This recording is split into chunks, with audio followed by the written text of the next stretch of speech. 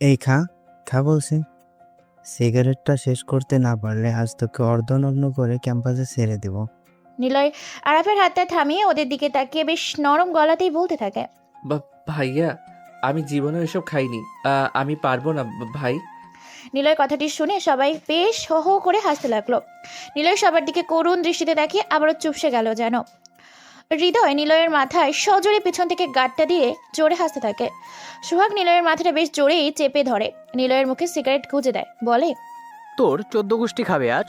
তুই খাবি না মানে? ভাই কি বললো শুনতে পাস নাই? টান টান সিগারেট টান বলছি।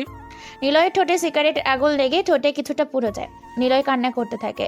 আরাফ জোরে নিলয়ের মাথায় চড় মেরে দেয়।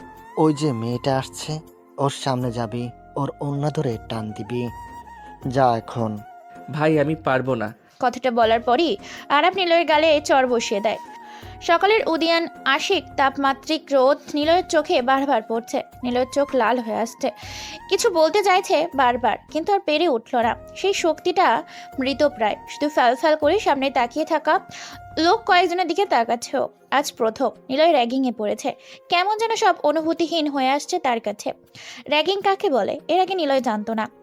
এইভাবে ঢাকা ভার্সিটিতে অ্যাডমিশনের পর এমনভাবে নিলয় তা ভাবতেও পারেনি। নিলয়ের কাঁধে সাফিন হাত রেখে বলে, এটাকে কি করব ভাই? এক কাজ কর, ওর গায়ের জামা খুলে নে। আরে না না, বেচারা তাহলে ল্যাংটা হয়ে ঘুরে বেড়াবে। কথা কস কেন এত তুই? গায়ের জামা খুলে ওদের মেয়েদের ওই ড্রেস পরিয়ে দে। ওই ড্রেস মানে কোন ড্রেস রে শাওন?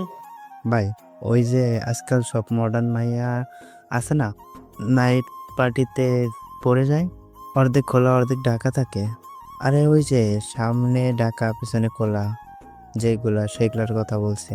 ওদের মা বাপ নাই মনে হয়, দেখা মনে হয় কি পথের ফকির, ভিক্ষা করে টাকা জমায় আর সেটা দিয়ে তোর যে দোকানে পরে থাকা সেরা ছোটো কাপড় কিনে রাতের অন্ধকারে জামা সেলাই করে। না হলে সামনে অর্ধেক টাকা আর পিছনে সব খোলা হবে কেন? কি বিশ্রী অবস্থা। যাই হোক, সেই রকম কিছু একটা পরিয়ে দিব। তোরা পারিস বটে, যা ড্রেস আনা লাগবে না, অন্য কিছু নিয়ে আয়। কি আনবো ভাই, গোবর নাকি? ওই মুজিব, দাঁড়া, জি ভাই। আসার সময় মোবিলও আনিস। হ্যাঁ হ্যাঁ ঠিক আছে ভাই। মুজিব চলে গেল। নিলয় খুব বাজেভাবে র্যাগিংয়ে ফেসে গেছে, কিন্তু ওর কিছু করার নেই। নিলয় একবার কেবল মুজিবের চলে যাবার দিকে তাকিয়েছিল, আর একবার আশেপাশে তাকিয়ে দেখতে লাগলো কেউ ওদের দিকে ফিরেও তাকাচ্ছে না। নিলয় কাঁদতে কাঁদতে আরাফকে বলল, আমাকে মাফ করে দেন ভাইয়া প্লিজ। ভাইয়া আমি তো শুধুই পড়াশোনা করার জন্য এই শহর, এই ক্যাম্পাসে এসেছি। আমি আপনার কিছু করিনি ভাইয়া। আমার সাথে এমন করছেন কেন? প্লিজ ভাইয়া এমন করেন না। কোথাও ভুল করে থাকলে বলেন ভাইয়া, আমি এখনই তার পা ধরে ক্ষমা চেয়ে আসছি। কিন্তু আমার সাথে এমন করবেন না ভাইয়া। আগামীকাল আমার পরীক্ষা আছে ক্লাসে ভাইয়া। আমাকে ছেড়ে দেন, পড়তে হবে এখন আমাকে। আমি আপনার ছোট ভাইয়ের মতো। নিলয়ের কথা শুনে সবাই হো হো করে হাসতে লাগলো। নিলয় কোনো কথা বলতে পারছে না। ক্যাম্পাস থেকে টেনে ওকে পেছনের দিকে চলে আসে নিলয়কে। অনেক উৎসুক জনতা ওদের পেছন পেছন আসতে থাকে। কেউ কোনো কথা বলতে পারে না, কারণ সবাই আরাবকে বেশ ভালোভাবেই জানে ও চেনে। আরাব প্রভাবশালী ঢাকা শহরের নাজিম মেয়রের ছেলে, সেই সাথে ওর চাচাও এই ঢাকা ভার্সিটির চেয়ারম্যান। আরাব তৃতীয় বর্ষের ছাত্র হয়েও ছোট বড় সব ছেলে মেয়ে এমনকি মেয়েদের বাজেভাবে র্যাগিং করে। কোনোদিন কেউ কিছু বলতে পারে না। কিছু বলে আরাফ আর ওর সাথে থাকা ছেলেগুলো তাকে প্রচণ্ড রকম যন্ত্রণা দিতে থাকে। আর প্রথম দিনই নিলয় এইভাবে ফেসে যাবে তাদের কাছে তা কল্পনাও করতে পারেনি। একটু পর মুজিব আসে। দূরে দাঁড়িয়ে থাকা অনেক স্টুডেন্ট আজও মজা দেখতে এসেছে। প্রতিদিন আরাফ কোনো না কোনো মেয়ে কিংবা ছেলেকে এইভাবে ধরে নিয়ে র্যাগিং করে। কিরে মজিব, এত দেরি হয় নাকি আনতে? ভাই দুটো ডিমও আনছি। বাহ, মাথায় তোর মাল আছে রে, স্বীকার করতে হবে। Good good, very good. খেলা শুরু করেন তাহলে ভাই, দেরি কিসের আর? ওদের বলা কথাগুলো কানে বিষের মতো বিচ্ছে নিলয়ের। বুকের ভিতর কেমন যেন করছে ওর। মনে হচ্ছে যেন বুকের ভিতরে সবকিছু সরে সরে যাচ্ছে। বড় সড়ো ঝড় উঠেছে বুকের মাঝখানে। আজ গলা শুকিয়ে আসছে। ভয়ে শুধু ওদের দিকে তাকিয়ে ঢোক গিলছে নিলয়। বুকের ভিতর ধুকফুক ক্রমেই বেড়ে চলেছে। শুরু তো করতেই হবে মুজিব। জি ভাই। যা বেটাকে ধর, আর শাওন যা সবাইকে ডেকে আনে এদিকে, সবাই এসে দেখুক। শাওন কিছু সময় পর অনেকগুলো ছেলে মেয়েকে ডেকে এনে নিলয়ের সামনে দাঁড় করিয়ে দেয়। মুজিব নিলয়ের দুটো হাত শক্ত করে ধরে। সাফিন আর হৃদয় নিলয়ের সারা গায়ে মোবিল ঢেলে দেয়। কালো মোবিল নিলয়ের নতুন ড্রেসটার সাথে সাথেই ভিজিয়ে দিল। ফর্সা শরীরটা মোবিলের পোড়া গন্ধ আর কালো রঙে ছেয়ে গেছে। সোহাগ নিলয়ের মাথা দুটোই ডিম ভেঙে দেয়। আরব সহ ওদের ছেলে মেয়েগুলো সবাই বেশ উচ্চ স্বরে হাসতে থাকে। কেবল হাসি না, দাঁড়িয়ে থাকা উৎসুক জনতাগুলো আর নিলয়। সবাই চোখে মুখে আরাফের প্রতি অসহ্য ঘৃণার ছায়া নিলয়ও খুব ভালো করেই টের পায়। আরাফেরা সবাই এক এক করে চলে যেতে থাকে। দাঁড়িয়ে থাকা ছেলে মেয়েগুলোও চলে যাচ্ছে। নিলয় নিথর হয়ে দাঁড়িয়ে থাকে ক্যাম্পাসের পিছনের দিকটায়। সেখানে ছোট্ট একটু লেকের চারপাশে নানা ফুলের ফুল গাছ। নিলয় পিছন থেকে সামনে আসে। ভার্সিটির সবাই নিলয়ের দিকে অবাক আর হাস্য উজ্জ্বল দৃষ্টিতে তাকিয়ে আছে। নিলয় তা একবার চোখ তুলে তাকিয়ে আবার নিচে করে নেয়। ডিমের অংশ চুল বেয়ে গায়ে পড়ছে। চোখের চশমা আগেই খুলে নেওয়া হয়েছে ওর। নিলয় কাঁদতে কাঁদতে দৌড়ে ভার্সিটির গেটের কাছে চলে আসে। সেখানে আসতেই হুড়মুড় করে কারোর সাথে ধাক্কা লেগে পড়ে যায় নিলয়। নিলয়ের সামনে কিছু খুব একটা ভালো করে দেখতে পাচ্ছে না। এতক্ষণ নিলয়কে দেখেই সবাই সরে যাচ্ছিল, কিন্তু হুট করে গেটের কাছে আসতেই কারোর সাথে ধাক্কা লেগে নিলয় পড়ে যায়। নিলয় উঠে দাঁড়ায়। চোখের সামনে থেকে খানিকটা মোবিল আর ডিমের অংশ মুছে নিয়ে তাকিয়ে দেখে একটি মেয়ে দাঁড়িয়ে আছে। কিছু বোঝার আগে মেয়েটি নিলয়কে কষে একটা চোর বসিয়ে দেয়। নিলয়ের মুখে দিয়ে কথা বের হয় না, কেবল সে শুধু শুনতে পায়, বেয়াদব ছেলে, ডাস্টবিনের থেকে উঠে এসেছিস নাকি? চোখে কি তোর সমস্যা আছে শালা? নিলয় মেয়েটির সামনে থেকে মাথা নিচু করে আবারও দৌড়ে চলে গেল। নিলয় আজ পুরো পৃথিবীকে হিংস্র মনে হচ্ছে। আর সেই হিংস্রতার শিকার হচ্ছে কোনো এক নির্জন পল্লীর নিরীহ শান্ত ছেলে, যে কিনা শহরে পড়তে এসেছিল। এই গাইস, কি অবস্থা? নেহার দিকে তাকিয়ে অনু, সিমি, রাতুল, মাহিন হেসে উঠল। নেহা ওদের হাসির দিকে কিছুক্ষণ বোকা দৃষ্টিতে তাকিয়ে রইল, তারপর চিৎকার করে বলল, তোরা কেন হাসছিস? তোদের সাথে কি আমি কোনো জোকস বলেছি? দোস্ত, তোকে কিন্তু এমন ড্রেসে সেই লাগছে। নেহার কথাটা শুনে নিজের দিকে তাকালো। গায়ে কেমন যেন মোবিল আর ডিমের গন্ধ ছড়িয়ে আছে। নেহা অবাক চোখে একবার নিজের দিকে তাকিয়ে আর একবার ভাবতে থাকলো ভার্সিটিতে আসার সময় সে ছেলেটার সাথে ধাক্কা লেগেছিল তার কথা। আর বলিস না রে, ভার্সিটিতে আসতে একটা অসহ্যকর ছেলের সাথে ধাক্কা লেগে এমন হয়েছে। ওই ছেলের গা থেকেই এই মোবিল আর ডিম লেগে আমার 15,000 টাকার ড্রেসটাই নষ্ট হয়ে গেল। যাই হোক, আরাফ কই? আরে মামা, তোমার আরাফই তো ছেলেটাকে নিয়ে এতক্ষণ খেলা করেছে।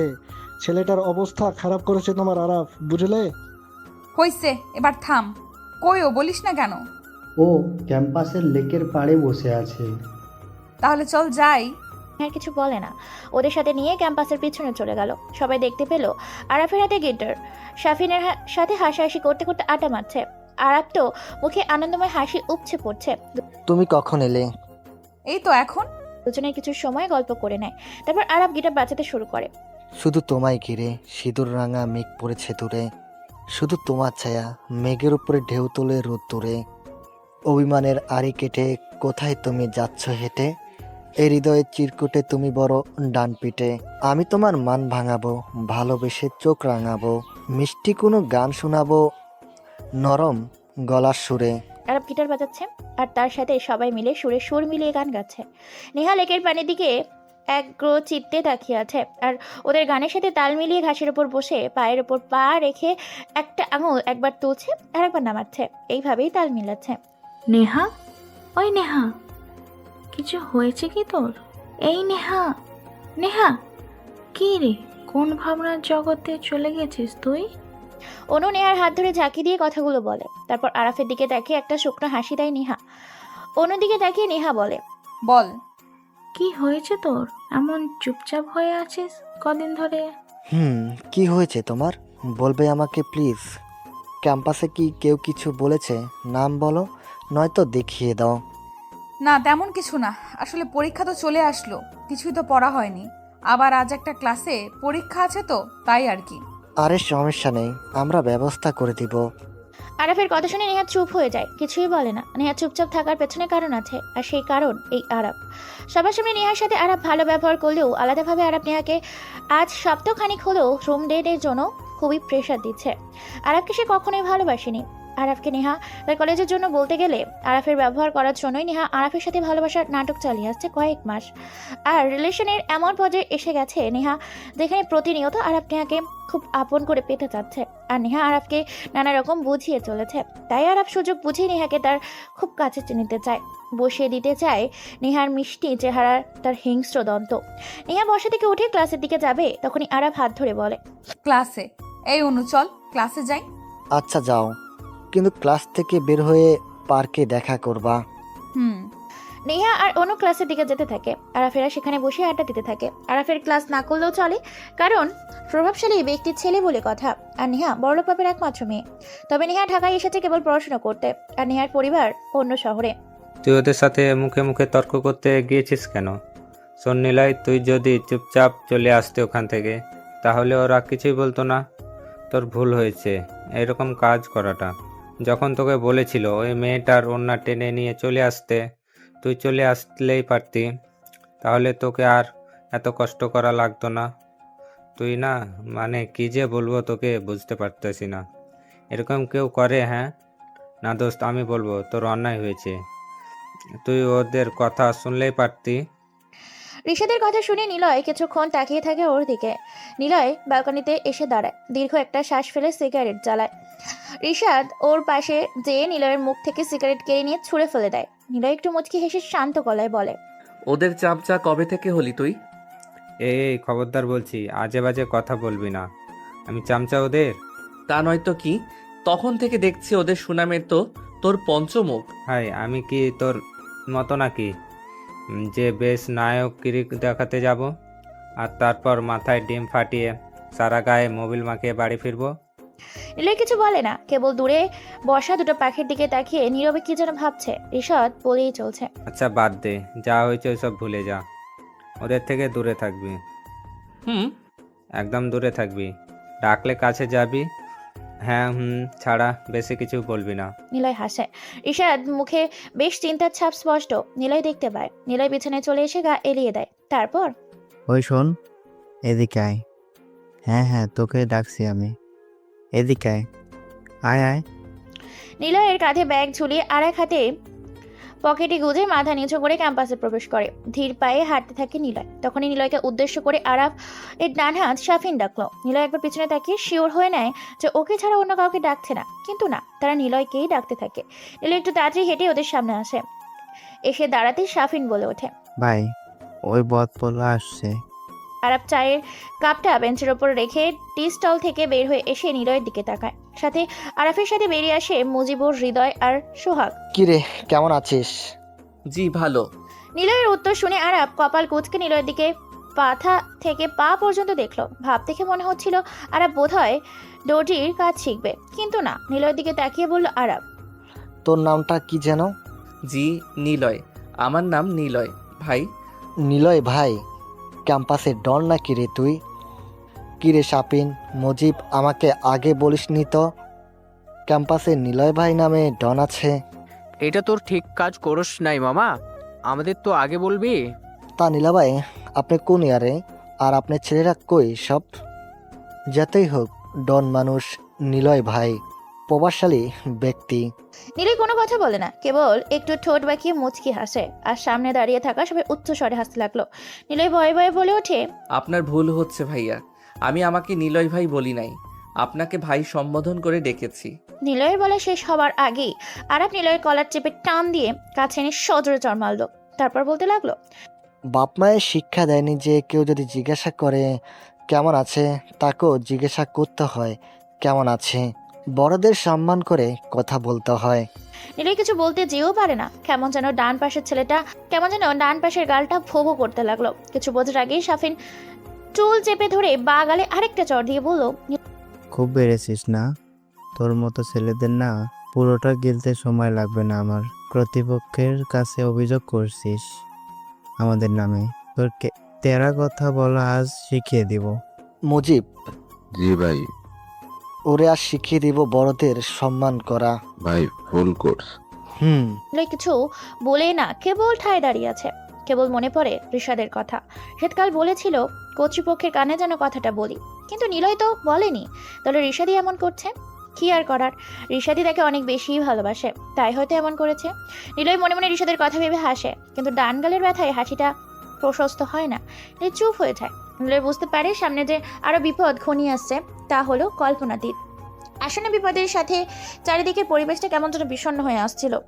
চারপাশের পরিবেশ যেন ফাগুনের প্রথম প্রহরটা সৌন্দর্য মণ্ডিত হচ্ছিল। চারপাশে যেন নতুনভাবে সেজেছে। নীল রঙা ড্রেস পরে একটি মেয়ে বেশ হনহন করে হেঁটে জটলা হওয়া মানুষের স্থানের দিকেই আসতে। নিলয় একবার মেয়েটার দিকে তাকিয়ে চেয়ে থাকে। মেয়েটি নিলয়ের দিকে তাকিয়ে চোখ সরিয়ে নেয়। নিলয় মেয়েটিকে চিনতে পারে। এটা ওই মেয়ে যাকে আগের দিন নিলয় ভুল করে ধাক্কা দিয়ে ফেলেছিল আর মেয়েটাকে চড় মেরেও দিয়েছিল। মেয়েটার নাম নিলয় জানে না, কেবল কালকের ঘটনার পর নিলয় মেয়েটাকে চিনে নিয়েছে। মেয়েটা হাসতে হাসতে আরাপের সাথে যোগ দিল। নিলয় মেয়েটার দিকে চোখ না সরিয়ে তাকিয়ে আছে। মেয়েটার নাম নেহা। নেহা নিলয়ের দিকে একবার তাকিয়ে হাসি থামিয়ে বলে, আজকের এই মুরগিটা কে? কথাটা বলি নিহা উচ্চ স্বরে হেঁটে ওঠে। নিলয় মেয়েটির হাসির দিকে তাকিয়ে থাকে অপলক। কেমন যেন বিহমান স্রোতের আবেগীময়ী শব্দের কোলাহলে চারপাশ স্তব্ধ হয়ে নিলয়ের কানে কেবল নেহার হাসির ঝংকার বেজে চলছে। আরাফ নিলয়ের দিকে তাকিয়ে তা বুঝতে পারে। আরাফ নিলয়ের কলার ধরে বলে, ওই হিরো, ওই যে একটা মেয়ে আসছে শর্ট স্কার্ট পরা। আচ্ছা, কিসমিস খাইছিস কখনো? আমি জি জি ভাইয়া। আজ আবার খাবি? দেখ দেখ ওই মেয়ে রে। হ্যাঁ, ওরে গিয়ে তোকে করতে হবে। কি করতে হবে ভাই? কথাটা বলার সাথে সাথেই আর একটা লাথি মারে সাফিন। নিলয় সিটকে পড়ে যেতে চেয়েও পড়ে না। সাফিন অবাক হয়। যতটা দূরে নিলয় পড়বে ভেবেছিল, নিলয় তো পড়েনি, বরং সেখানেই দাঁড়িয়ে থাকে। সাফিন বেশ জোর গলাতেই বলে, বুঝোস না? না কি খাইতে বলছে ভাই তোরে? খুব পাকছো এখনই। ভাইয়ের মুখ থেকে শুনতে চাস না কি করতে হবে? বলে দিন ভাই, ছেলের বয়স হয়েছে আর পাখাও গজিয়েছে। তখনই সবাই নিলয়ের উপর ঝাঁপিয়ে পড়ে, মারে ইচ্ছে মতো। মারার সময় কোনো জায়গায় কোনো বিচার আচার ছিল না। শারীরিক নির্যাতন ছেলেদের কিভাবে করা হয় সেসবই বুঝেছিল নিলয়। নিলয়ের সবাই গণপিটুনি দিতে থাকে। চোখ দুটো চলে যায় দাঁড়িয়ে থাকা মেয়েটার দিকে। নেহা নামের মেয়েটি এবার বলে ওঠে, আরাফ থামো প্লিজ, এমন করো না, ও মরে যাবে। এমন কেন করো তোমরা? নেহা এসে আরাফের সেখান থেকে নিয়ে চলে যায়। ভার্সিটির অনেক ছেলে মেয়ে দাঁড়িয়ে দেখতে থাকে নিলয়ের রক্তাক্ত শরীরটা মাটিতে পড়ে আছে। নিলয় কাঁচতে থাকে, মুখ দিয়ে লালা সহ রক্ত বেরোতে থাকে। পেটে ব্যথায় আর দাঁড়াতে পারছে না, ওর কথা বন্ধ হয়ে আসছে। চোখ দিয়ে শুধু অজর ধারায় পানি ঝরছিল। নিলয় তলপেটে হাত দিয়ে পাগলের মতো মাটিতে গড়াগড়ি খাচ্ছিল। নিলয় কোনো একজনকে দৌড়ে আসতে দেখে, পরিচিত একটা মুখ। নিলয় শুনতে পায়, নিলয় ঠিক আছিস তুই? তোর কিছু হবে না, আমি আসছি। নিলয় মুখ ও কণ্ঠটা বেশ ভালো করে চেনে। রিশা দৌড়ে আসে নিলয়ের কাছে। নিলয়ের হাত ধরে টেনে তুলতে নিলয় দেখতে পায় আরও একজন এগিয়ে আসছে তাদের দিকে। নিলয় একটু অবাক হলেও কিছু বলতে পারে না। সে একজনটা হলো নেহা। কিন্তু নেহা কেন এগিয়ে আসছে নিলয়কে বাঁচাতে? প্লিজ তাড়াতাড়ি ওকে হসপিটালে নিয়ে যান। চলুন, আপনাকে আমি পৌঁছে দিচ্ছি। নিলয় সেখানে নেহা আর নিশাদ হসপিটালে নিয়ে যায়। নিলয় কিছুদিন পর সুস্থ হয়ে ওঠে। নিলয় মেসে ফিরে আসে। এই কয়েকদিন নিশাদ নিলয়কে অনেক বেশি কেয়ার করেছে। নিলয় সরি রে, আমার জন্য তোর মার খেতে হয়েছে। আরে বাদ দে। আমি যদি বিচার না দিতাম তাহলে এত কিছু নাও হতে পারতো। প্লিজ তুই কিছু করিস না, চল আমরা পুলিশের কাছে যাই। নিলয় কোনো কথা বলে না, কেবল একটু হাসে। গায়ে ব্যথা থাকার জোরেও হাসতে পারছে না। রিশাদ জানে নিলয়ের হাসির কারণ, তবুও নিলয়ের দিকে ভ্রু কুঁচকে তাকায় রিশাদ। বোকার মতো প্রশ্ন করে, হাসছিস তুই কেন? এমনি, সিগারেট দে। মনে নেই সেই দিন সিগারেট না খাওয়া নিয়ে আরবদের সাথে তো ঝামেলা হয়েছিল? সেদিন তো সিগারেট খাইতে চাসনি, কিন্তু আমি তো জানি তুই সিগারেট ছাড়া চলতে পারিস না। এসব বাদ দে, চল পুলিশের কাছে যাই। পুলিশ কি করবে? তাহলে কে করবে? তুই। কি? আর কতদিন এইভাবে? এবার তো চলো। আরাফের কথা শুনে নেহা যেন কেমন নড়ে চড়ে বসলো। আরাফের কাঁধ থেকে মাথা তুলে এক হাত দূরে সরে আসলো নেহা।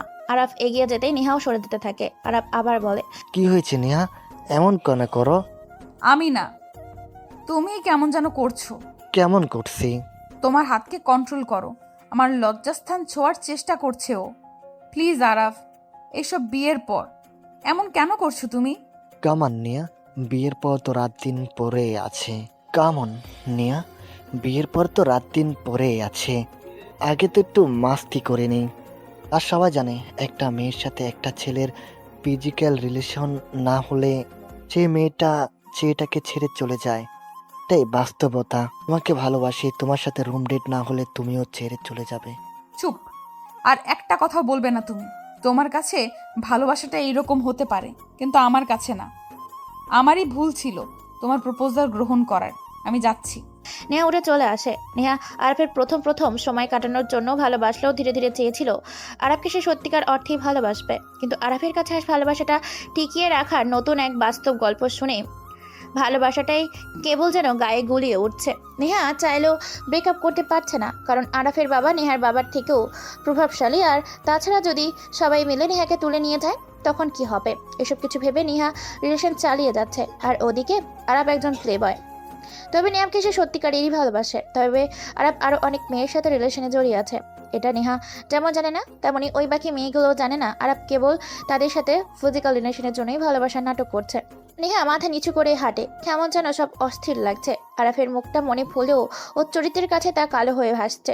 দূর থেকে নিলয়কে দেখে নেহা দেখতে পায় মাথা নিচু করে ছেলেটা আসছে। আর এইদিকে নিলয় বেশ কয়েকদিন পর ভার্সিটিতে আসলো। মজার ব্যাপার হলো, নিলয় এই অবধি যে কয়েকদিন ভার্সিটিতে এসেছিল কোনোদিনই ক্লাস অবধি যেতে পারেনি। ক্যাম্পাসে আসাকালীন র্যাগিংয়ের শিকার হয়েছে তারপর অপমানে ফিরে আসতে হয়েছে, না হয় ফিরে আসতে হয়েছে বাধ্য হয়ে। নিলয় মাথা নিচু করে এগিয়ে যাচ্ছে। এই নিলয়, এদিকে আসো। নিলয় থমকে দাঁড়ায়। এই অবধি নিলয়কে এখনো কেউ নাম ধরে ডাকেনি বা এইভাবে ডাকেনি। নিলয় ঘুরে তাকিয়ে দেখে নেহা নামের মেয়েটি তাকিয়ে আছে নিলয়ের দিকে এবং হাত দিয়ে ইশারা করে ডাকছে। নিলয় ধীর পায়ে এগিয়ে যেতে থাকে নেহার দিকে। তখনই পেছন থেকে কে যেন নিলয়ের কাঁধে হাত রাখে। নিলয় ঘুরে তাকাতেই দেখে আরাফাত আর দলের ছেলেপুলে। নিলয় মাথা নিচু করে নেয়। কোথায় যাচ্ছিস? কোথাও না ভাইয়া। নেহার দিকে যাচ্ছিস না? হুম। নেহা, তুমি যাও এখান থেকে। কেন? বললাম না যেতে। দেখো আরাফ, ছেলেটাকে অনেক সমস্যায় ফেলেছো। ক্লাস করতে দাও ওকে ঠিক মতো। বললাম না, আর এত দরদের কি আছে? চলে যাও। আর কিছু বলে না। নিলয়ের দিকে একবার তাকিয়ে চলে যায়। নিলয় সবার দিকে একবার তাকিয়ে মনে মনে বলে, শালারা আবার এসেছিস? নিলয়কে নিয়ে ওরা ক্যাম্পাসের মাঝখানে এসে দাঁড়ায়। আরাফ শাফিনের দিকে ইশারা করে বলে, নে শুরু কর। শাফিন, মুজিব আর সোহাগ চিৎকার করে লোক ডাকতে শুরু করে। নিলয় কেবল বোকার মতো চেয়ে থাকে। খানিকটা পর অনেক স্টুডেন্ট জমা হয়। আরাফ তখন চিৎকার করে বলে, বন্ধুগণ, আজ আমাদের এই নতুন বন্ধু ভার্সিটির কোনো বাইরে নতুন কোনো একটা মেয়েকে টিক্স করবে, তার গালে চুমু খাবে। সবাই কি তা দেখতে চাও? কেউ কোনো কথা বলে না, কারণ এমনটা সবার ক্ষেত্রেই হয়েছে। কোনো স্টুডেন্ট বাদ যায়নি আরাফের মর্মান্তিক ট্র্যাক থেকে। তাই সবাই সায় না দিলেও আরাপ নিলয়কে ঠিকই ভার্সিটির গেট অবধি টেনে হিঁচড়ে নিয়ে আসে। তারপর ক্যাম্পাস থেকে টেনে হিঁচড়ে নিলয়কে আরাফেরা বাইরে নিয়ে আসে। নিলয় ভার্সিটির গেটের কাছে এসে দাঁড়ায়। আরাফ তখনও নিলয়ের জামার কলার ধরে আছে। নিলয় তখনও যথেষ্ট সম্মানপূর্বক ভাষায় বলে ওঠে, আরাব ভাই, প্লিজ আমাকে ছেড়ে দিন। আমি আর কোনোদিনও ভার্সিটিতে আসবো না। আমাকে মাফ করে দিন। আমি কোনোদিনও আপনাদের সামনে আসবো না। চুপ শালা, এখন কোনো কথা না। এ শাফিন, ফোন বের করে ভিডিও করে নেই। আর কি যেন তোর নাম? ও হ্যাঁ, শুন হালারপুত, এদিকে তাকা। দেখ, অনেকগুলো মেয়ে আসছে। ওই মেয়েগুলোর মধ্যে যে টাইট পোশাক পরে আছে তাকে সরাসরি গিয়ে বলবি আপনার সাথে করতে চাই। ছি ভাই, এসব কি বলেন? আমি পারবো না। কথাটা বলার সাথে সাথেই নিলয়ের গালে শাফিন এসে চর বসিয়ে দেয়। আরাপ রেগে যেয়ে বলে ফেলে, শালা মাদারি, যা বলছি তাই করবি, না হলে তোর খবর আছে। শুন, আমাদের দিকে একবারও তাকাবি না। কোথা যাবি বলবি আর চলে আসবি। নিলয়কে আরো একটি চর দিয়ে সবাই সেখান থেকে চলে আসে। নিলয় কিচ্ছু বলে না, সোজা মেয়েগুলোর সামনে যে আরাফের বলা কথাগুলোর মধ্যে প্রথম কথা বলতে মেয়েটা চিৎকার দিয়ে ওঠে। নিলয়ের কষে চর মারে। সাথে সাথে আশেপাশের লোকগুলো জড়ো হয়ে যায়। ক্যাম্পাসে তখন আরও যেসব বড় বড় ভাইরা ছিল, ওই সময় সেখানে এসে নিলয়কে রাস্তার উপর রেখে ইচ্ছে মতো মারতে থাকে। আম জনতাও গণপিটুনি দিতে থাকে। বেশ কিছু সময় নিলয়ের ওপর এক প্রকার ঝড় ও নির্যাতন চলতে থাকে। কেউ শুনেনি সেই সময় নিলয়ের কথা। অনেক লোকের ভিড়ে পরিচিত দুটি মুখ নিলয় দেখতে পায়, নেহা ও ঋষদ। কিন্তু তাদেরও কিছু করার ছিল না, কেবল তারা আত্মচিৎকার বলেই চলেছে। আপনারা ওকে ছেড়ে দিন। কিন্তু কেউ শোনেনি ওদের কথা। হঠাৎ করে নিলয়ের ওপর সবার মারের ঝড়টা থেমে যায়। নিলয় রক্তাক্ত অবস্থায় সামনে তাকিয়ে দেখতে পায় কয়েকজন পুলিশ দাঁড়িয়ে আছে। নিলয়ের যেন প্রাণ ফিরে এলো। এই অবস্থার মধ্যে পড়ে পুলিশকে নিলয় আসলেই বন্ধু বলে মেনে নিতে লাগলো।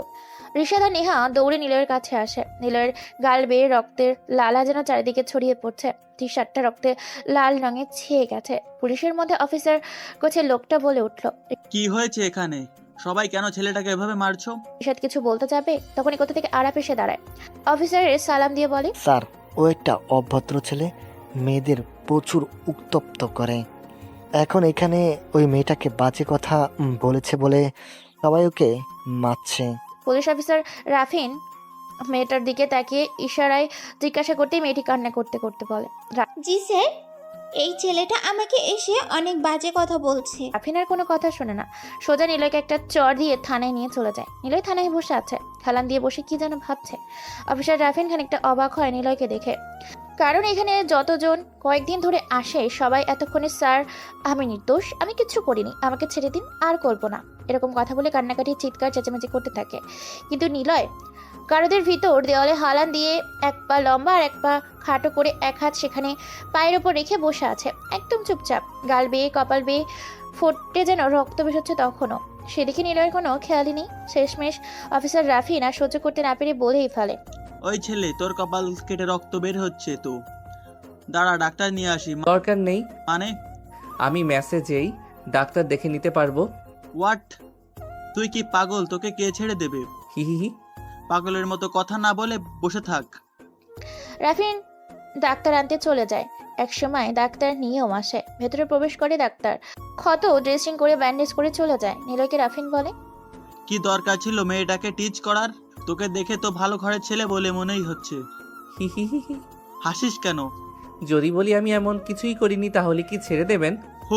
দেব। তোকে দেখে মায়া হচ্ছে বড্ড। উপর দেখে কারো মায়াতে পড়তে নেই। মানে কিছু না, আপনি মায়াতে পড়বেন আর সেই মায়া কাটতে অনেক বেশি সমস্যা। যেমন আপনি আপনার স্ত্রীর মায়াতে ওর সাথে ঝগড়া হওয়ার পরও না পারছেন একা থাকতে, না পারছেন ওনার সাথে কথা বলতে। ওই ছেলে, তুই কি ভাবে জানলি আমার বউয়ের সাথে ঝগড়া হয়েছে? আপনার কপালের দুটো চিন্তার ভাঁজ দেখে। কি মানে? নিলয় কোনো কথা বলে না, কেবল মনে মনে হাসে। নিলয় কেবল আন্দাজে ঢিল ছুঁড়েছে মাত্র, কিন্তু ঢিলটা এইভাবে টার্গেটে লাগবে সেটা নিলয় নিজেও জানে না। পুলিশ অফিসার থানায় থাকা আয়নাতে নিজেকে একবার দেখে নিল, কপালে ওনার কোনো ভাঁজ নেই। উৎসুক দৃষ্টিতে নিলয়ের দিকে তাকায় উনি। নিলয় জানে এখন রাফিন তাকে নানা প্রশ্ন করবে, তাই সে প্রসঙ্গ ঘুরিয়ে বলতে থাকে, আমি নতুন, এই শহরে নতুন, ভার্সিটির নিতান্তই নতুন এক স্টুডেন্ট, খেটে খাওয়া বাবার গরিব সন্তান। খুব কষ্ট করে এখানে পড়তে এসেছিলাম, কিন্তু কপাল দোষে ওই র্যাগিং বাহিনীর পাল্লাতে পড়েছিলাম, যার প্রতিনিয়ত তাদের কাছে আমার রক্তের খেসারত দিতে হচ্ছে। আপনাদের মতো পুলিশরা ওদের কথা শুনে নিশ্চুপ থাকেন। যারা র্যাগিং দিয়েছিল তারা ছিল প্রভাবশালী বাবার কুলাঙ্গার সন্তান। অমানুষের মতো নির্যাতনের শিকার হতে হয়েছে আমার, এমনি আমার মতো নতুনদের। স্যার, এই ক্যাম্পাসে র্যাগিংয়ের আরও অনেক ভয়ানক আর ভয়ঙ্কর ইতিহাস আছে। আপনারা তো কেবল বোবা থাকেন, আর যাকে র্যাগ করা হয়েছে তাকেই এখানে ধরে এনেছেন। মেয়েটাকে আমি কিছুই বলিনি, জাস্ট র্যাগের জন্য এসব কিছু হয়েছে। আপনারা পারবেন না কোনোদিন কিছু করতে। ওহ, বুঝতে পারছি, তাহলে ওটা আপনাদের কাজ, কিন্তু কিছু করতে পারবো না মানে? এতদিনে কিছুই করেননি যখন, এখন করে কি হবে? যা করার আমরাই করি। মানে ওদের র্যাগিং সহ্য করি। রাফিন কোনো কথা বলে না, কেবল চুপ হয়ে যায়, নিলয়ের দিকে তাকিয়ে আছে। ঠিক সেই সময় কালো স্যুট বুট পরে, ভিতরে সাদা শার্ট পরে, কালো টাইয়ের সাথে ম্যাচিং করা কালো প্যান্ট, হাতে নীল রঙের ফাইল। রাফিন লোকটিকে বেশ ভালোভাবে চেনে। ওনার নাম আদনান, দেশের নামকরা একজন বড় ব্যবসায়ী, 10টা কোম্পানির মালিক আদনান সাহেব। রাফিন দেখে আরও কয়েকজন লোক ওনার পেছনে থানায় প্রবেশ করছে, আর তারা সবাই উকিল। রাফিন এত সব নামি দামি লোককে একসঙ্গে দেখে বেশ ঘাবড়ে যায়। রাফিন সাথে সাথে উঠে দাঁড়িয়ে আদনান সাহেবের উদ্দেশ্যে বলে, স্যার, আপনি প্লিজ বসুন। কি খাবেন স্যার, ঠান্ডা না কফি? ওই কে আছিস, স্যারদের জন্য ঠান্ডা নিয়ে আয়। আদনান সাহেব আংশিক মুখ বেঁকিয়ে রাফিনের দিকে একবার তাকায়, তারপর চেয়ারে হাত দিয়ে দাঁড়িয়ে বলে, রাফিন সাহেব, আমি এখানে বসতে আসিনি, এই মাত্র যাকে ধরে এনেছেন তাকে ছাড়াতে এসেছি। আদনান সাহেবের কথা শেষ করতে না করতেই রাফিন দেখে আরো 2 জন লোক থানায় প্রবেশ করে, নেহা ও রিশাদ। নেহা অবাক চোখে তাকিয়ে আছে রাফিনের সামনে আদনানকে দেখে, কেননা কে না চেনে তাকে। শহরের সবাই এই আদনানকে এক নামে চেনে, আর সেই বিশিষ্ট লোক নিলয়কে ছাড়াতে এসেছে। নেহা ভেবেই তো অবাক হচ্ছে। স্যার, আগে বসুন প্লিজ, তারপর কথা বলছি। নৌমি, রাফিন, এই নিন। আদনান সাহেব আর কোনো কথা বলে না, সোজা নিলয়ের জামিনের কাগজ রাফিনের টেবিলের উপর রেখে দেয়। রাফিন আর নেহা সবাই চোখ বড় বড় করে চেয়ে তাকাচ্ছে টেবিলে রাখা কাগজের দিকে, আর একবার তাকাচ্ছে স্যুটটাই পরা আদনান সাহেবের দিকে। রাফিন মনে মনে বহুবার বলেও ফেলেছে, এই ভদ্রলোকের ঝামেলা যত তাড়াতাড়ি শেষ করা যায় ততই নিজের জন্য মঙ্গল। কিন্তু ভদ্রতার খাতিরে কিছুই বলতে পারছে না রাফিন। তাড়াতাড়ি কাগজটা দেখেই বলে, রহিম ভাই, নিলয়কে নিয়ে আসুন। নিলয় আসে, সবাই নিলয়ের দিকে তাকিয়ে আছে। ইনোসেন্ট মুখশ্রীতে গোল গোল দুটো চোখ, ঢলঢলে চাহনি নিয়ে নিলয় আসে। সবাই অবাক হয়ে তাকায়, কেবল রিশাদ বাদে। আদনানের সাথে থাকা লোকগুলো ভাবে, কি এমন বিশ্বস্ত আছে এই ছেলের মধ্যে যার জন্য প্রভাবশালী আদনান সাহেব তাকে ছাড়তে এসেছে? কি সম্পর্ক ওর সাথে? কিন্তু কেউ কিছু জিজ্ঞেস করার সাহস পায় না। নিলয় আসতেই আদনান সাহেব বলে। নিলয়। সবাই আদনান সাহেবের কথা শুনে ওনার দিকে তাকায় আর স্পষ্ট দেখতে পায় আদনানের চোখের কোণে পানি। নিলয় মুচকে আসে, কিন্তু আদনান সাহেব হাসে না। নিলয় আদনানের দিকে একবার তাকিয়ে রিশাদের পাশে দাঁড়িয়ে থাকা নেহার দিকে তাকিয়ে শুকনো একটা হাসি দেয়। আদনান বলে, আরাফদের আমি দেখেছি। না, তার কোনো দরকার নেই, রাফিন সাহেব আছে তো, উনিই দেখবে। আদনান আর কোনো কথা বলে না, রাফিনের দিকে তাকিয়ে তীক্ষ্ণ এক দৃষ্টি দেয়। রাফিন বুঝে নিয়েছে তার কি করতে হবে। আদনান আর দাঁড়ালো না, নিলয়ের দিকে আর একবার তাকিয়ে আদনান সোজা চলে আসে থানা থেকে। নিলয় ধীর পায়ে এগিয়ে আসে রাফিনকে বলে, বলেছিলাম না স্যার, আমি মেসেজেই ব্যান্ডেজ করে নিব।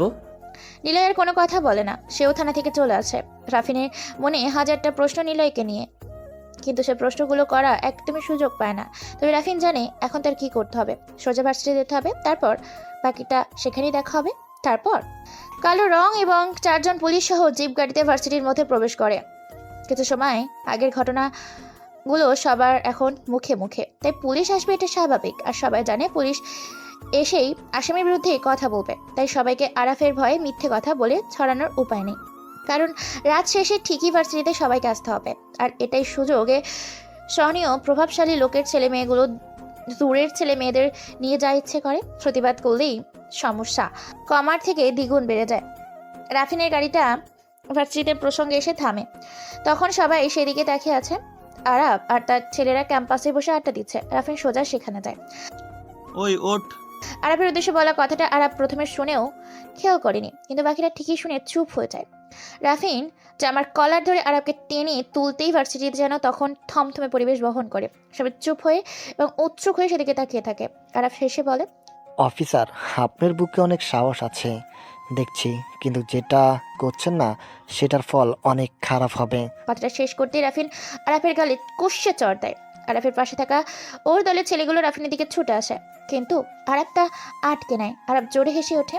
রাফিন বলে, আজ শেষবারের মতো তোকে বলছি, এরপর আর যদি একটা স্টুডেন্টকে কোনো প্রকার র্যাগিং করেছিস তোরা, তাহলে দেখিস আমার থেকে খারাপ আর কেউ হবে না।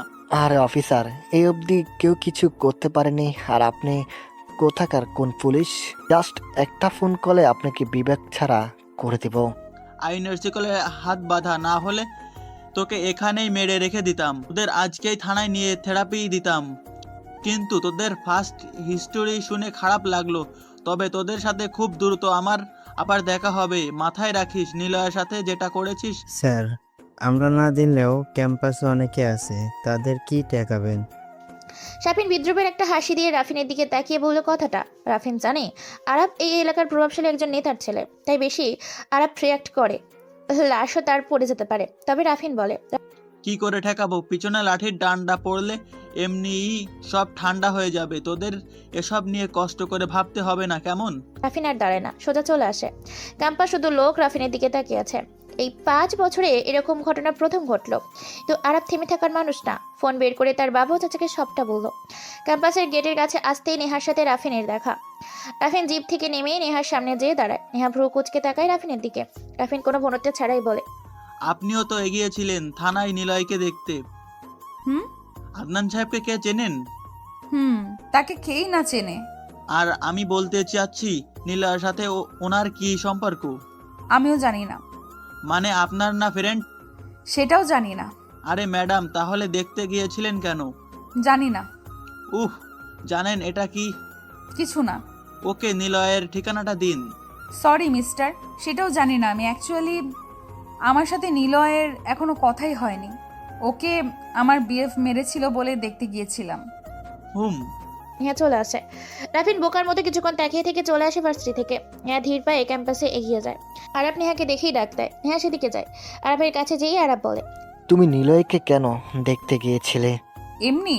এমনি মানে? কি সম্পর্ক তোমার সাথে ওর? আমি একটা জিনিস খেয়াল করেছি, ওকে কিছু বললেই তুমি বাধা দাও। কোথায় এমন নয় তো তুমি আরো প্রেম করছো? আরাফের গালে নেহা একটা চর বসিয়ে দেয়। আরাফ চোখ বড় বড় করে নেহার দিকে তাকিয়ে আছে। সবাইকে কি তোর মতো খারাপ মনে হয়? তোর মতো কি অন্যদের সাথে আমি প্রেম করে বেড়াবো? বেয়াদব ছেলে, কি মনে করিস? হ্যাঁ, তুই অন্যদের সাথে প্রেম করবি আর সেটা আমি জানবো না? আর আমাকে ডেটিংয়ের ভালোবাসা শেখাতে আসিস, তাই না? নেহার কথাগুলো শেষ করি কটকট করে হেঁটে ভার্সিটি থেকে বের হয়ে আসে। আরাফ গালে হাত দিয়ে নেহার চলে যাবার দিকে তাকায়। শাফিন বলে ওঠে, ভাই এটা কি হলো? সবটা হয়েছে ওই শালা নিলয়ের জন্য। ওকে পেনি, ওকে একেবারে মেরে ফেলবো। ভাই রাফিন আর নেহা দুজনে আজ তোমাকে চর মেরে গেল। সময় খারাপ যাচ্ছে, কাল থেকে রেগিন বাড়িয়ে দে। এখনই ঘোষণা দিয়ে দে, যে শালা পুলিশের কাছে কমপ্লেন করবে তাকে বাসিটি ছাড়া করব। রাফির কথা মতো সোহাগ আর তার মুজিব সারা ক্যাম্পাসে কথাটা জানিয়ে দেয়। সবাই বুঝে নিয়েছে কাল থেকে তাদের কপালে অনেক খারাপ কিছুই ঘটতে যাচ্ছে। রাফি নিলয়ের ম্যাচের সামনে দাঁড়িয়ে আছে। সেদিনের ঘটনার পর নিলয়ের ম্যাচ খুঁজে বের করতে করতে রাফিনের সময় লেগেছে 15 দিন। রিশাদ ম্যাচের সামনে দাঁড়িয়ে থাকা পুলিশ অফিসারের সামনে যায়। স্যার আপনি এখানে? নিলয়ের সাথে কথা বলতে আসলাম। আচ্ছা ভিতরে আসুন। রাফি নিলয়ের রুমে আসে। এটা কোনো কিছু বললে ভুল হবে, 5 তলা একটা বাড়ি। নিলয়ের মুখে মেজ শুনে নিলয়ের ঠিকানা খুঁজে বের করতে অনেক বেশি সময় লাগে ওর। এই পুরো বাড়িতে খুব একটা লোক নেই বললেই চলে। বাড়িটার ভিতরে একটি ছোট্ট চায়ের দোকান, একজন বয়স্ক লোক সেখানে চায় বিক্রি করেন, আর দুটো ফ্যামিলি থাকে নিচতলায়, আর উপরের বাকি তলাতে কেউ নেই। সবটা জুড়ে নিলয় আর ঋষাদের থাকার জায়গা। রাফিন যখন প্রবেশ করে তখন চারিদিক বেশ ভালো করেই তাকাতে তাকাতে যায়। সিভিল ড্রেস পরা, তাই ফ্যামিলির লোকও খুব একটা কিছু মনে করেনি। নিলয়ের ফ্ল্যাটে যায় ওরা। নিলয় রুমেই কাছেই আসে, দরজাটা খোলাই আছে। রাফিন আর ঋষাদ রুমে প্রবেশ করে। দুটো এসি, দুটো বেড, দুটো সিলিং, একটা 32 ইঞ্চি স্মার্ট এলইডি টিভি, বড় একটা ফ্রিজ, বেশ গোছালো পরিপাটি একটা রুম। রাফিন হাবার মতো তাকিয়ে সবটা দেখে নিল, কারণ নিলয় নিজেই বলেছিল সে গ্রাম থেকে এসেছে। খেটে খাওয়া গরিব বাপের ছেলেও বহু কষ্টে পড়াশোনা করতে এসেছে। তাহলে এত কিছু কিভাবে আসলো, কোথায় পেল, কে ও? রাফিনের মনে প্রশ্নগুলো বারবার ঘুরপাক খাচ্ছে। সে এসেছিল আদনানের রহস্য বের করতে, আর এসেই আরো বড় রহস্যে পড়ে যাবে রাফিন তা ভাবতেও পারেনি। রাফিন ভেবেছিল হয়তো ভাঙচুর করা একটা মেসে থাকবে, কুড়ে ঘরের মতো রুমে থাকবে, কিন্তু না, রাফিন যা ভেবেছিল তার কিছুই এখানে নেই। এসব কিছু কি নিলয়ের নাকি ঋষাদের? জানতে হবে। রাফিন বিড়বিড় করতে থাকে। কখন যে নিলয়ের সামনে এসে দাঁড়িয়েছে রাফিন তা জানে না। নিলয় বলে, আরে স্যার আপনি? নিলয় কেমন আছো তুমি? তোমাকে দেখতে আসলাম। জি স্যার ভালো। তা ভাবি কেমন আছে? ঝগড়া মিটেছে? রাফিন হাসে, তবে অবাক হয় নিলয় এখনো সেই কথা মনে আছে দেখে। রাফিন বলে, সব ঠিক। তুমি কি আসলেই ভালো আছো? জি স্যার। কিন্তু এমন পরিস্থিতিতে তোমার তো মানসিক চাপে থাকার কথা, মেন্টালি অনেক প্রবলেম হওয়ার কথা। আসলে স্যার আমি মেন্টালি অনেক স্ট্রং তো, তাই। রাফিন ঘুরে বেড়ায় রুমে।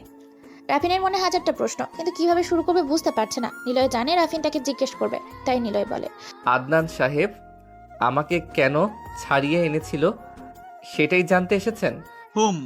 কারণ আমি ওনার গ্রামেরই ছেলে, আর এই বাসাটা ওনারই। আমাদের বাড়ির পাশেই ওনার গ্রামের বাড়ি, সেখানে ওনার মা বাবা থাকেন, আর ওনাদের সাথে আমার মা বাবা দারুণ সখ্যতা। উনিও যান সেখানে, আর সেখান থেকেই পরিচয় আমার ওনার সাথে। ব্যাস, আর কিছুই না। রাফিন এতক্ষণে সব বুঝতে পারে। নিলয়ের সাথে আরো কিছুক্ষণ কথা বলে চলে আসে সেইখান থেকে। রাফিন চলে যেতেই ঋষাদ বলে, তুই ওনাকে মিথ্যা কেন বললি? মিথ্যে কি বললাম? গ্রামেই তো থাকতাম নাকি? আরে সেটা তো অনেক আগের কথা। বাদ দে। আরাফের কি খবর বল। নেহার সাথে ঝামেলা চলছে, তবে ঝগড়া করছে খুব। গুড, এটার জন্যই তো আমার ভার্সিটিতে আসা। যত বেশি র্যাক করতে ততই সে এগিয়ে। এগিয়ে যাব মানে?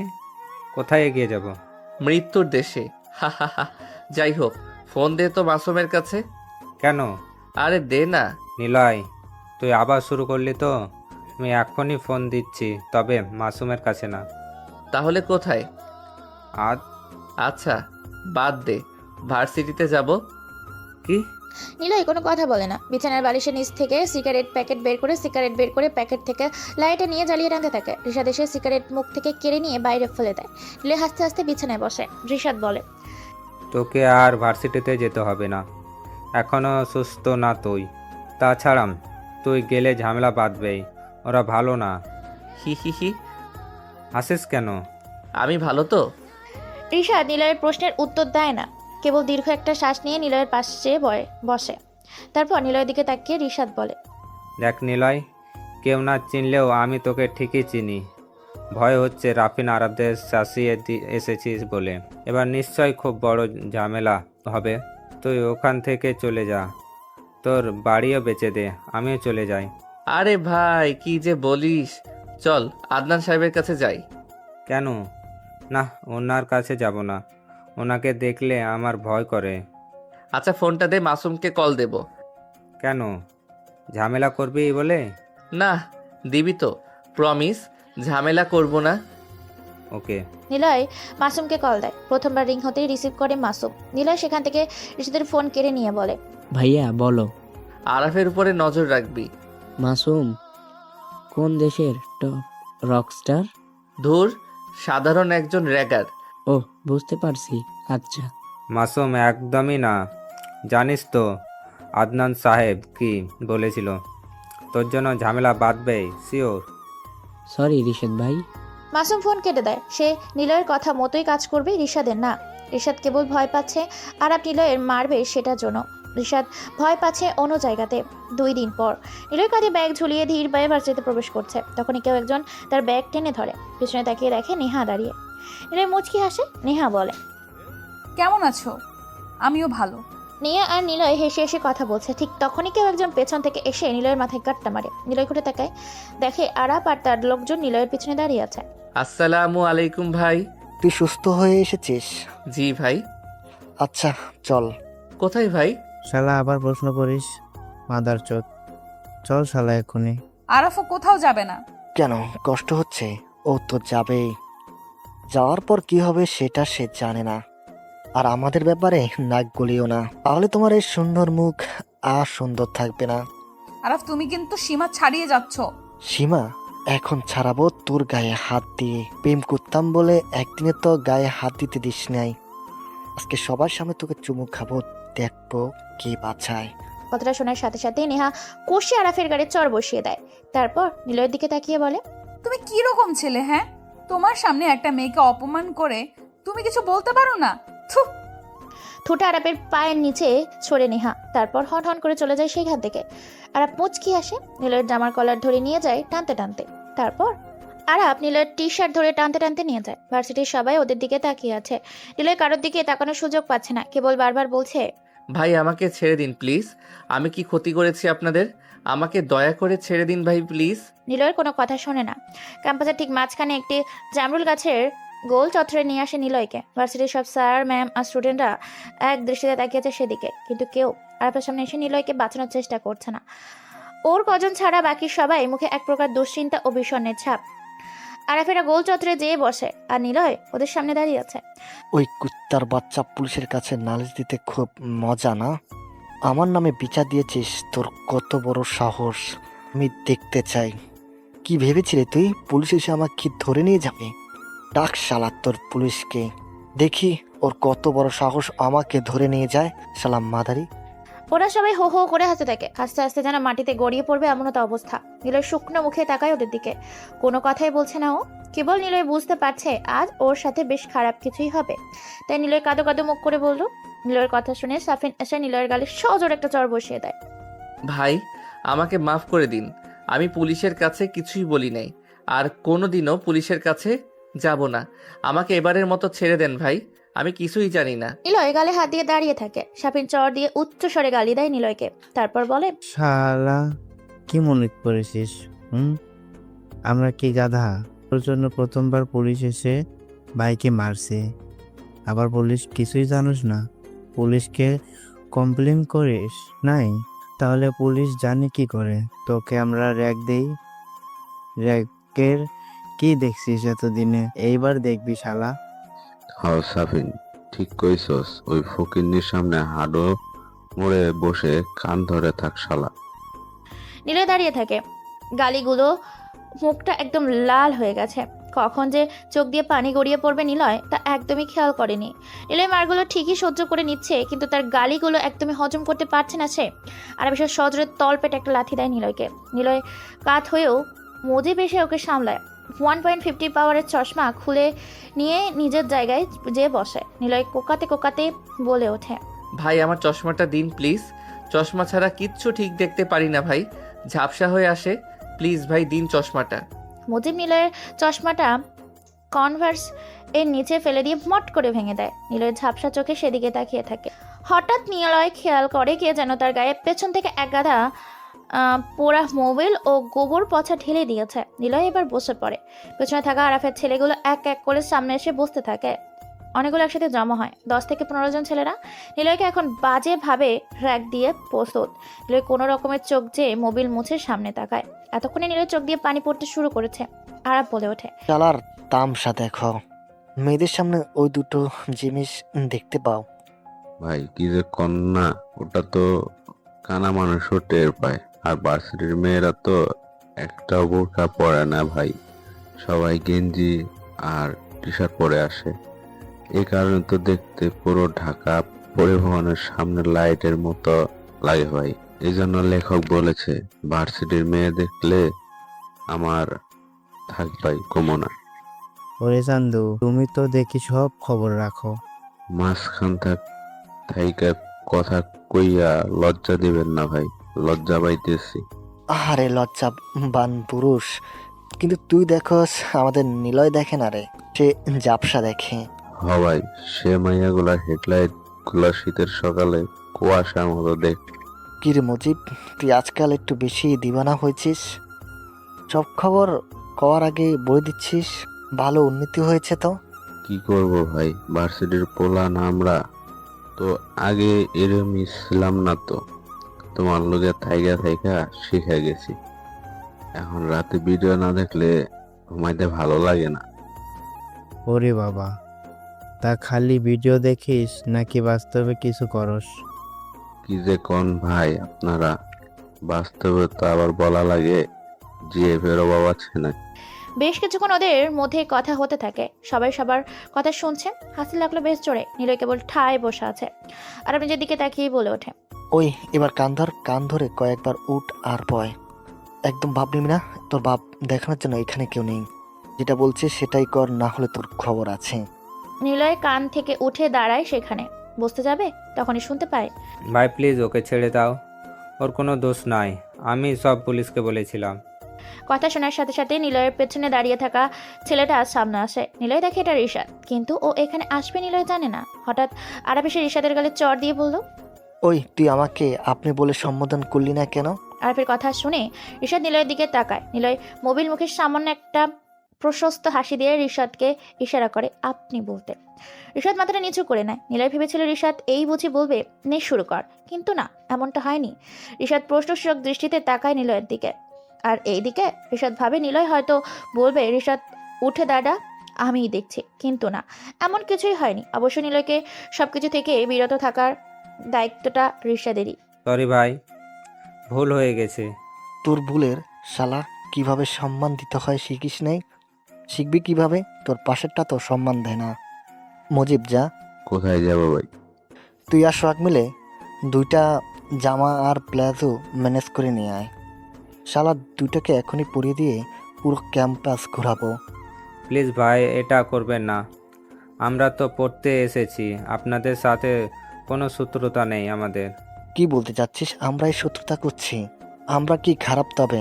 না ভাই, আমি সেটা বলিনি। চুপ ভাই, আর আমি 2টারে মেয়েদের জামা পরিয়ে বেশ্যাপল্লীতে ছেড়ে দিয়ে আসি, চলো। ঠিক বলেছিস, ওদেরকে ওখানে মানাবে ভালো। আজ বুঝবে মজা, পুলিশের কাছে আমাকে নিয়ে মজা।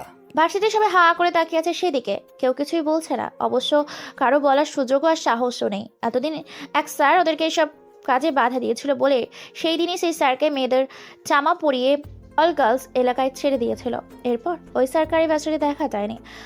মুজিব আর সোহাগ দুটো মেয়েদের কাপড় নিয়ে আসে। ওই যা, তোরা বেটা 2টাকে ধর। আরাফের কথা মতো সবাই এসে দুজনকে ধরলো। রিশাদ বেশ নিজেকে ছাড়ানোর চেষ্টা করছিল, কিন্তু শাফিন এসে চড় দেওয়ায় রিশাদ থেমে যায়। অবশ্য থামার আগে নিলয়ের দিকে তাকিয়েছিল। নিলয় তাকে চুপ থাকতে বলে। রিশাদ এবার থেমে যায়। নিলয় আর রিশাদের মেয়েদের জামা পরানো হয়। কি রে মুজিব, কিছু বলিস না কেন? কেমন লাগছে দেখে বল। ভাই নীল সিনেমার তো পুরাই ওই যে কে আছে না, ওই যে টেনিস খেলে নিগ্র একটা মেয়ে, তোর নামটা ভুলে গেছি, ওটার মতো লাগছে। আর এই রিশাদ কে তো বস পুরাই সাকিরার মতো লাগছে। ওরে বাপ রে, তুই তো দেখি বেশ কিছু জানিস। আচ্ছা চল, নাগিন গিন গিন গিন ডান্স দেই ওদের সাথে। চুপ শালা, আমি ডিজে অলক ভাষণ দেব, এক একটা মাল সেই মাল লাগছে বস। মুজিব বেশি পাকনামা হচ্ছে, চল ওদেরকে জায়গা মতো নিয়ে যাই।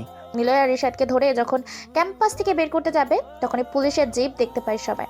মুজিব, সোহাগ, বাকিরা সবাই আরাফের পিছনে যেয়ে দাঁড়ায়। আরাফ দেখে রাফিন তার দিকে পথভূর্ত এগিয়ে আসছে। এসব কি হয়েছে এখানে? স্যার, ওরা আবার নিলয়কে র্যাগিং করছে। ভাগ্যিস আসার সময় বলে এসেছিলাম, না হলে খুব খারাপ হয়ে যেত। স্যার, যে রাস্তা দিয়ে এসেছেন সোজা সেদিক দিয়ে চলে যান, না হলে কি? যা বলছি তাই করুন। আরাফ কথাটা শেষ করতেই রাফিন আরাফের গালে একটা চড় বসিয়ে দেয়। শাফিন তেড়ে আসতে আরাফ থামিয়ে বলে, দিনে দুপুরে পুলিশ মেরে কোনো লাভ নেই, যা হবে আজ রাতেই। শাফিনকে কথাটা আরাফ আস্তে করে বলে। তারপর রাফিনের দিকে তাকিয়ে আরাফ ভদ্রতা দৃষ্টিতে বলে, সরি স্যার, ভুল হয়ে গেছে, আর কখনো র্যাগিং করব না। আমাদের প্লিজ মাফ করে দেন, প্রমিস করছি আর কখনো এমন করব না। এবার আমাদেরকে ছেড়ে দিন, এর পরের বার আর এমন হবে না। তোরা কখনো ভালো হবি না। তোদের মতো বেয়াদব ছেলেদের জন্য ঢাকা নয়, সব স্থানের ভার্সিটির বহিরাগত ছেলে মেয়েরা ঠিকভাবে পড়াশোনা করতে পারে না। সরি স্যার, বুঝেছি, আর হবে না। যা এখন, পরের বার কিন্তু আর ছাড়বো না। আরাফরা চলে যায়। নিলয় আর রিশাদ সেখানে দাঁড়িয়ে থাকা। রাফিন বলে, বাড়িতে যাও, আর কখনো ওরা তোমাকে জ্বালাবে না। হাসো কেন? স্যারও মনে হয় পাগল হয়ে গেছে মানসিকভাবে, এত চাপ সহ্য করতে পারেনি তাই। স্যার, আসছি, ধন্যবাদ। নিলয়কে নিয়ে রিশাদ চলে যায়। রিশাদ নিলয়কে বলে, তুই কেন ওনার সামনে আসছিলি? ওরা আবার র্যাগিং করবে তাই হাসি পেল শুনে। তুই তো বেশি বুঝিস। আর পারছি না রিশাদ, কি? এভাবে সব সহ্য করতে পারছি না। বাদ দে। শুনশান পরিবেশ, চারিদিকে ঝিঝি পোকার শব্দ, চারিদিকে নীরবতা ভেদ করে মাঝে শাসা করে গাড়ি চলার শব্দ শোনা যাচ্ছে। মেইন রাস্তা থেকে অনেকখানি দূরে 3জন ছেলে দাঁড়িয়ে, হাতে রিভলভার। ওই 3জন ছেলের সামনে পায়ে দড়ি বাঁধা একজন লোক বসে আছে। গায়ে প্রচন্ড রকম রক্ত জমাট বাঁধার চিহ্ন, আর গালে বেয়ে মাথার লোহার রড দিয়ে মেরে ক্ষত করে রক্তের স্রোত নিচে গড়িয়ে পড়ছে। হাঁটু ভাঁজ করে বসে থাকা লোকটা বারবার মৃদু চিৎকার করে বলছে, আমাকে ছেড়ে দে। কিন্তু কেউ তার কথা শুনছে না। সবটা যেন অন্ধকার রাতে ঝিঝি পোকার শব্দের সাথে মিলিয়ে যাচ্ছে। তারপর হঠাৎ ঠাস করে একটা গুলির শব্দ শোনা গেল। ভয়ে সব আতকে উঠল। শুকনো পাতায় মরমর করে শব্দটা সঙ্গী করে আরো ঝিঝি পোকার বিদঘুটের শব্দকে উপেক্ষা করে কয়েকজোড়া পা যেন সামনে এগিয়ে আসতে লাগলো। তারপর সবটা যেনই ধোঁয়াশা। আরাফ, মুজিব আর সোহাগ দাঁড়িয়ে আছে ছোট্ট একটা গলিতে, অপেক্ষা করছে একটি বড় সূচকের। কখন সেই বহু প্রতীক্ষিত অপেক্ষা বৃষ্টি। নেহা বাড়ি থেকে বের হবে। রাতটা তখনও গাঢ় হয়নি। আরাফ ভালো করে জানে নেহা রাত কটার সময় বাড়ি থেকে বের হয়ে তার পাশের বাড়ি মানে ছোট কাকার বাড়িতে চলে যায় কাজিনদের সাথে গল্প করতে। এটা নেহার প্রতিদিনকার রুটিন। আর নেহা যেতে হবে এই গলি দিয়েই। সেখানে দাঁড়িয়ে আছে আরাফ, মুজিব আর সোহাগ। ভাই আসছে না কেন? ও কটা বাজে? এই তো ভাই 9টা বাজে প্রায়। রেডি হ, এক্ষুনি সে আসবে। ভাই কিছু মনে না করলে তোমার পরে আমি কিন্তু করতে চাই। আর আমি আগে আসুক তারপর। ওকে, তো তুলে নিয়ে যাবই, কেউ বাঁচাতে পারবে না, তবে তোমার পরে আমি সুযোগ চাই। শয়তান একটা, ওই চুপচুপ নিয়ে আসছে। নেহার মন খুব খারাপ। গতকাল ঘটে যাওয়া ঘটনাগুলো নিয়ে নেহা অনেকটাই চিন্তিত। বারবার নিলয়ের কথা কারণেই নেহার মনে চলে এসেছে। নেহা অজান্তেই নিলয়ের কথা ভাবছে। বারবার নেহার এটা মনে হয়েছে, আদনান সাহেবের সাথে নিলয়ের কি সম্পর্ক? দেখতে ইনোসেন্ট মনে হলেও নিলয়ের চোখে এক ধরনের হিংস্রতা আছে, যা আরাফের র্যাগিংয়ের সময় আমি খেয়াল করেছি। কিন্তু কেন সে কিছুই বলে না? নেহা আবার ভাবতে ভাবতে আরাফের খুব কাছে চলে আসে। হঠাৎ নেহা খেয়াল করে পেছনে কারো পায়ের আওয়াজ শোনা যাচ্ছে। নেহা থেমে পিছনে তাকিয়ে দেখে মুজিব দাঁড়িয়ে আছে। নেহা থতমত খেয়ে এক প্রকার চমকে ওঠে, জিজ্ঞাসা করে, কি ব্যাপার মুজিব ভাই, তুমি এখানে? নেহার কথা কোনো প্রত্যুত্তর করে না মুজিব। মুজিবের দৃষ্টি নেহার মুখ থেকে বুক অব্দি সীমাবদ্ধ। নেহা সেটা খেয়াল করে নিজেকে সামলে মুজিবকে কিছু বলতে যাবে, ধরি পেছন থেকে শুনতে পায়, হাই জানু, কেমন আছো? নেহা চমকে ওঠে। ঘুরে তাকিয়ে দেখে আরাফ ও সোহাগ দাঁড়িয়ে আছে। নেহা একটা বড় সড়ো ঢোক গিরে পরিস্থিতি কিঞ্চিত বুঝতে পেরে চিৎকার দিতে যাবে, তখনই আরাফ বলে ওঠে, নেহা সরি, আমি ভুল করেছি। আমি বুঝতে পেরেছি তুমি আমাকে সত্যিকারের অর্থে ভালোবাসো। সরি বলছি সব কিছুর জন্য। ওকে মাফ করে দাও, আবার ফিরে এসো আমার কাছে। কথা দিচ্ছি তোমাকে কোনো প্রকার অসম্মান করব না। নেহা কিছু বলতে পারেনি আর। পেছন থেকে মুজিব অজ্ঞান হওয়ার স্প্রে জনিত রুমাল নেহার মুখে চেপে ধরে। তারপর নেহাকে আরাফ ধরে নিয়ে গাড়িতে তুলে নিয়ে যায়। শুনশান পরিবেশ, চারিদিকে ঝিঝি পোকার শব্দ, চারপাশে নীরবতা ভেদ করে মাঝে মাঝে শাঁসা করে গাড়ি চলতে শুরু করেছে। রাফিন দেখতে পায় 4 জন লোক কালো পোশাক পরে তার পেছনে দাঁড়িয়ে আছে, আর তাদের হাতে একটা করে পিস্তল। কিন্তু রাফিন তাদের কাউকেই কোনোদিন দেখেনি। একদম অপরিচিত 4 জন মুখ। অবশ্য রাফিন তাদের এই মুখও দেখতে পাচ্ছে না। পুরো মুখে লম্বা করে বড় মাথার টুপি ঝোলানো, যেটা বড় রেইনকোটের থাকে। রাফিনের কাছে আসতেই 4 জন রাফিনের পেছনে সোজা হয়ে সীমাবদ্ধ হয়ে দাঁড়ালো। রাফিনের মনে পড়ে এটা গুলির শব্দ হয়েছিল, কিন্তু গুলিটা কারা বা কোথায় লেগেছে রাফিনের এটা খেয়াল করা হয়নি। রাফিন জ্যোৎস্নাতে গাছের ফাঁক দিয়ে ধেয়ে আসা মৃদু চাঁদের আলোয় খেয়াল করে তার সামনে 3 জন লোকের মধ্যে একজন মাটিতে পড়ে আছে, আর ওদের দুজনকে ঘিরে ওদের পেছনে আরো 4 জন লোক। রাফিন স্পষ্ট দেখতে পায় রাফিনকে যারা মারতে এসেছিল তারা হলো আরাফের লোক, শাফিন, শাহন ও রাহিল। আর যেগুলো গুলি খেয়ে পড়ে আছে সে হলো রাহিল। শাফিনরা এতক্ষণে পালিয়ে যায়নি, তার কারণ ওদের পেছনে অচেনা আগন্তুক দাঁড়িয়ে। তোর নাম সাপিন? শাফিনের পেছনে থাকা কোনো সবার মধ্যে নেতা গোছের আগন্তুক একজন ব্যক্তি কথাটা বলল। শাফিন সেই মুখের দিকে তাকায়, কিন্তু মুখটা ঢাকা, তাই কেউ কাউকে দেখতে পেল না। জি জি ভাই, আমার নাম শাফিন। তুতলাচ্ছিস কেন? তোর নাম সাপিন সেটা জানি, তুই থাকিস কোথায় সেটাও জানি, তোর জন্মসাল, তারিখ, মাস, কি করিস, কোথায় যাস, সকালে কি ব্রেকফাস্ট করিস, কখন বাথরুমে যাস, সবটাই জানি। আপনারা কারা? মৃত্যু দ্রুত, এটা দেখেছিস? .156 পুরো লোডেড, তোকে মারার অনুমতি নেই, না হলে জেন্টার বয়েজ গ্যাংয়ের কাছে এ অবধি কেউ বেঁচে ফিরেনি।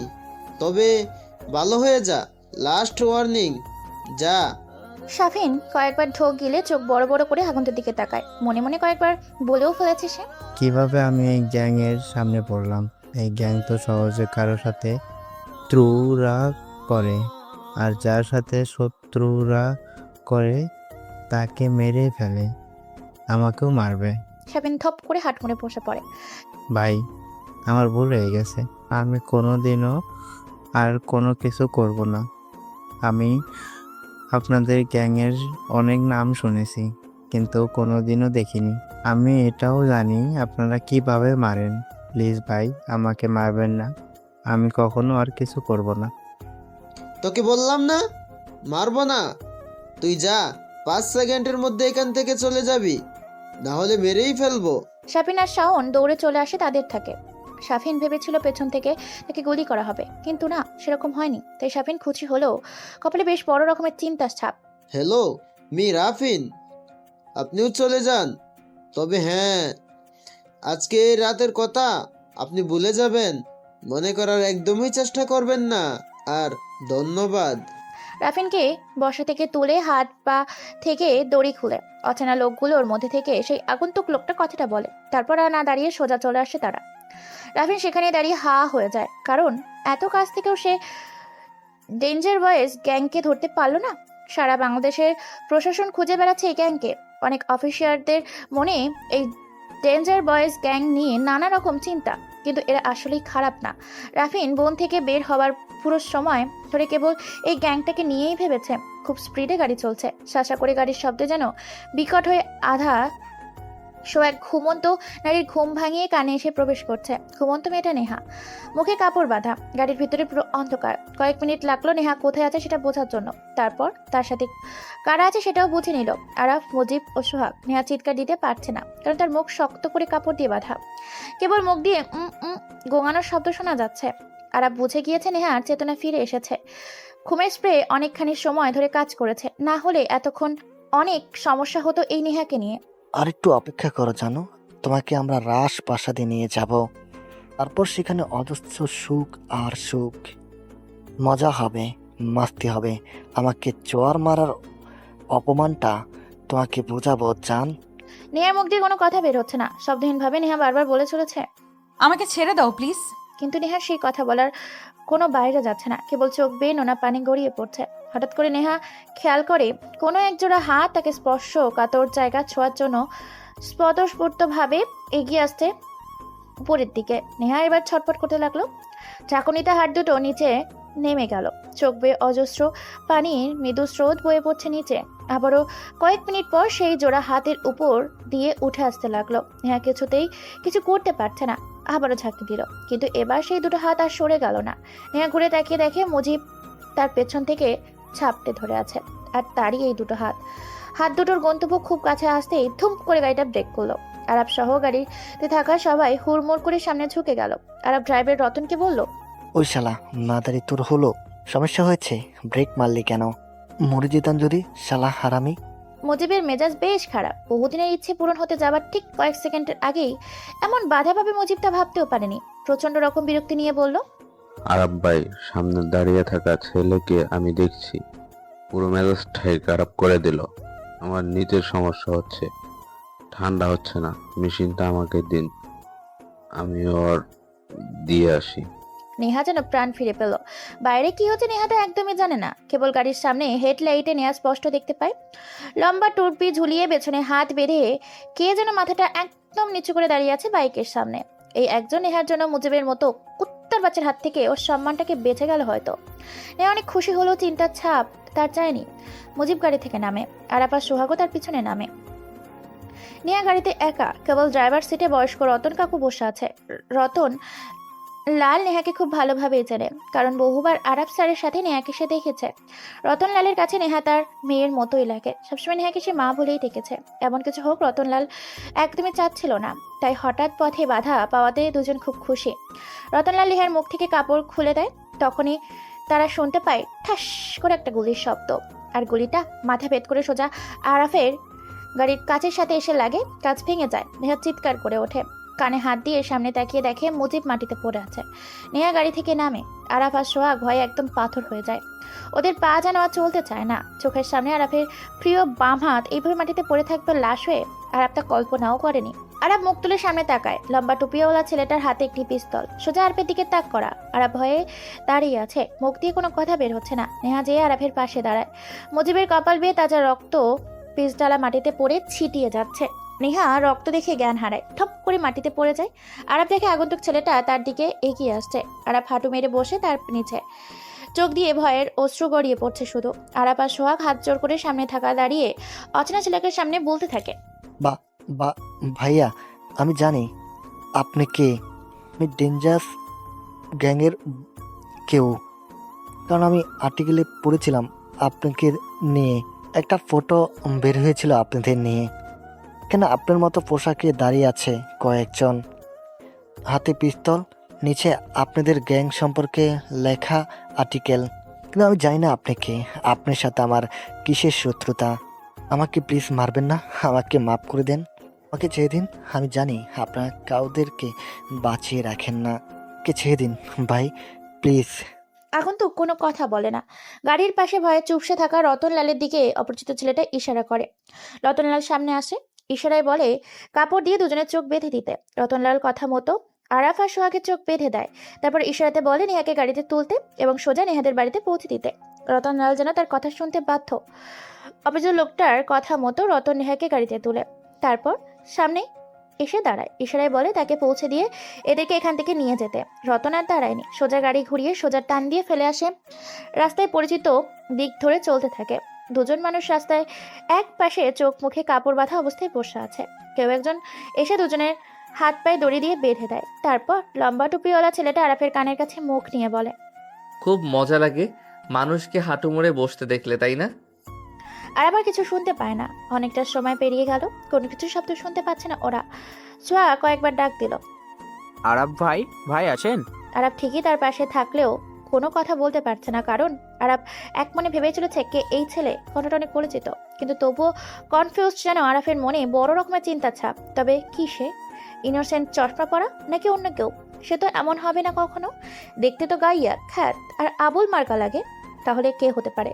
কেনই বা থ্রি গ্যাংয়ের লোকের শেষের কথাটি বলে গেল? নেহার যখন জ্ঞান পেয়ে তখন সে নিজেকে বিছানায় আবিষ্কার করে। ওকে ঘিরে বাড়ির সব লোকেরা দাঁড়িয়ে আছে। নেহা সবার দিকে তাকিয়ে জিজ্ঞেস করতে যাবে এখানে আমি কিভাবে এলাম, কিন্তু নেহাকে কিছু জিজ্ঞেস করার আগেই নেহার মা বলল,